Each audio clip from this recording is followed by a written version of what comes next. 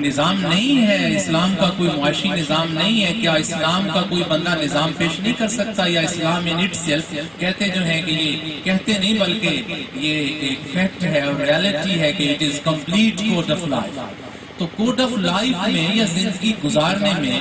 کیا معیشت کا کردار سب سے مرکزی نہیں ہوتا؟ اگر یہ کمپلیٹ کوڈ آف لائف ہے تو کیا معیشت کا نظام کوئی اسلام کے پاس نہیں؟ اور اسلام کا وہ نظام جو ریاست مدینہ میں شاہ صاحب نے کہا کہ وہاں ریاست قائم ہوئی، تو رسول اللہ صلی اللہ علیہ وسلم نے وہ نظام جو ہے چلا کر نہیں دکھایا،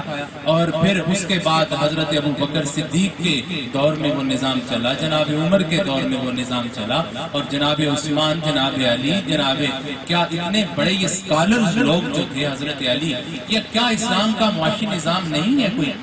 کیا ہم سوچ رہے ہیں، ہم دیکھ رہے ہیں کہ نیکسٹ نظام کیا ہوگا؟ کیا اسلام ان اٹ سیلف ایک معاشی نظام نہیں ہے؟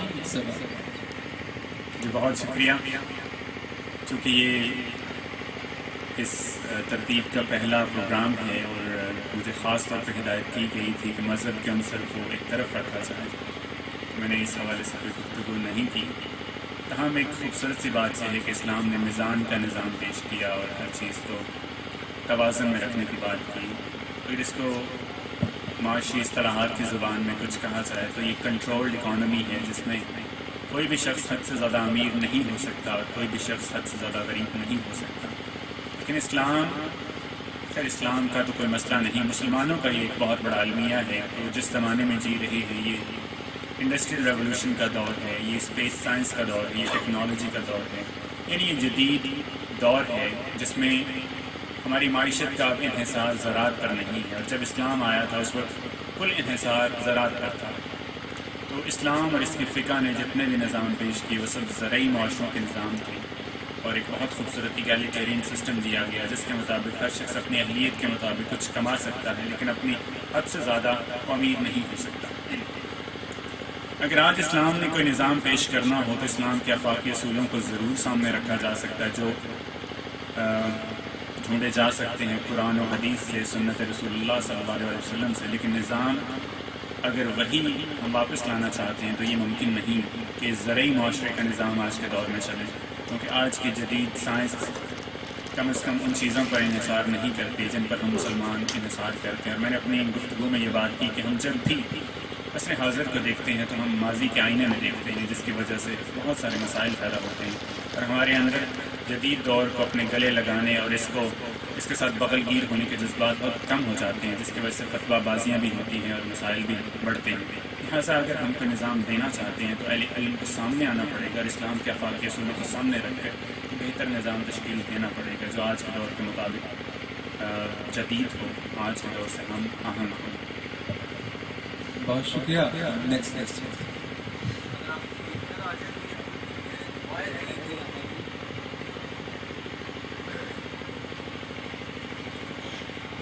سب سے پہلے میں انتظامیہ کو شکر گزار ہوں کہ انہوں نے ایک اچھی محفل جس میں بہت اچھی شاہ صاحب کی باتیں سننے کو ملی۔ آپ نے پوری انسانیت کی ہسٹری سے شروع کر کے نظاموں کے بارے میں ہمیں بتایا، اور میری سمجھ میں جو بات آئی ناقص سمجھ میں وہ یہ ہے کہ کیپٹلزم جو ہے وہ کسی نہ کسی شکل میں جب سے ہم زراعت سے نکلے ہیں ظہور کر رہا ہے، اور اس کے مقابلے میں مختلف نظام، اس میں ایک ہی کا نام دیا جا سکتا ہے اشتراکیت کا، اس نے تھوڑی سی ٹکر لینے کی کوشش کی لیکن وہ بھی ناکام تھا۔ تو کیا ہم جس میں آج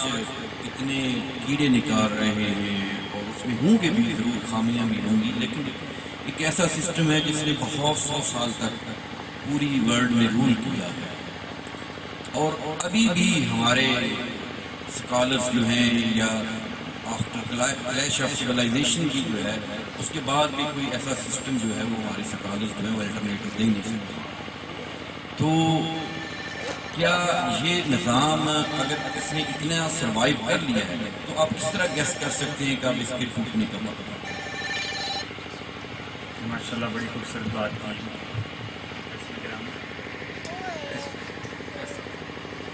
صاحب نے بہت خوبصورت بات کی ہے، بہت عمدہ سوال ہے۔ یقیناً یہ بات درست ہے کہ اس نظام نے کئی سو سال، بلکہ اگر آپ ٹیکنیکلی دیکھیں تو کئی ہزار سال سے ہماری خدمت کی ہے۔ سوال یہ نہیں کہ یہ نظام برا ہے، سوال یہ ہے کہ اس کا استعمال کیسا کیا جا رہا ہے۔ آپ روایتی اصطلاحات سے واقف ہوں گے کہ ہم کہتے ہیں تیسری دنیا کے یہ مسائل ہیں۔ سب جنگ کے زمانے میں تین طرح کی تقسیم تھی، تین طرح کی درجہ بندیاں تھیں۔ ایک وہ دنیا تھی جس کو ہم اول دنیا یا فرسٹ ورلڈ کہتے ہیں، جو کہ کیپٹلزم کے نظام پر مبنی جو ممالک تھے ان کو کہا جاتا تھا، یعنی امریکہ اور اس کے حواری۔ اس کے برعکس دوسری دنیا یا سیکنڈ ورلڈ وہ دنیا تھی جو روس یعنی سوویت یونین اور اس کے حواریوں پر مشتمل تھی، اور تیسری دنیا وہ تھی جو نان الائنڈ یا غیر جانبدار قسم کے لوگ تھے، جن کو تھرڈ ورلڈ کہتے ہیں۔ آج کل ہم اس کو معاشی اصطلاح میں استعمال کرتے ہیں کہ تیسری دنیا سے مراد انڈر ڈیولپڈ یا غیر ترقی یافتہ ممالک ہیں۔ جس انداز سے اس نظام کو استعمال کیا جا رہا ہے، آج کا یہ نظام ایسا ہے کہ غربا کا خون چوسا جا رہا ہے۔ آپ کے سامنے دنیا میں دو بڑے ادارے ہیں جو اس عالمی استعماریت کی خدمت کر رہے ہیں، ایک ورلڈ بینک اور ایک ہے IMF۔ جو لوگ ان کے نظام سے واقف ہیں وہ اچھی طرح سے یہ سمجھتے ہیں کہ یہ کس طرح سے غریب ممالک کا خون چوس کر امیروں کی خدمت کرنے میں مصروف ہیں۔ اس کے بعد آپ دیکھیں جیسے تیل کی قیمتیں ایک خاص حد تک پہنچ چکی ہیں تو قطعاً کوئی امکان نہیں کہ یہ اس سے نیچے آ سکے۔ مہنگائی جس حد تک پہنچ چکی ہے قطعاً کوئی امکان نہیں کہ اس سے نیچے آ سکے۔ اس نظام کی خاص خوبصورت بات یا بلکہ بدصورت بات آپ اس کو کہیں وہ یہ ہے کہ قیمتیں ہر طرح سے ایک جگہ پہ رکھی جاتی ہیں، ان کا تعین کر لیا جاتا ہے۔ آپ اپنی کسی مارکیٹ کی مثال لیں کہ تاجر برادری کی ایک یونین بنتی ہے اور وہ تعین کرتے ہیں کہ اس سے زیادہ یا اس سے کم کوئی قیمت نہیں کرے گا۔ زیادہ تو آپ کر سکتے ہیں لیکن کم کریں گے تو مارکیٹ خراب ہو جائے گی۔ تو کلچر اینڈ امپیریلزم کے نام سے ایک کتاب ایک فلسطینی عیسائی ایڈورڈ سعید نے لکھی تھی، اس نے اس میں بہت خوبصورت حوالہ دیا کہ 1980 کی دہائی میں بحیرہ روم میں بہت ساری خوراک گرا دی گئی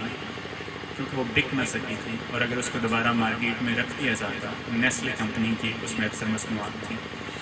اگر اس کو مارکیٹ میں رکھ دیا جاتا تو اس قدر زیادہ خوراک ہو جاتی ہے، اس قدر زیادہ وہ غذائی مصنوعات ہو جاتی ہیں کہ قیمتیں فوراً نیچے آ جاتی ہیں۔ انہوں نے وہ قحط زدہ علاقوں تک خوراک نہیں بھیجی، اس کو سمندر برد کر دیا، لیکن انسانوں کی خدمت نہ کی۔ کیوں؟ کیونکہ اس سے قیمتوں کے نیچے ہونے کا امکان تھا۔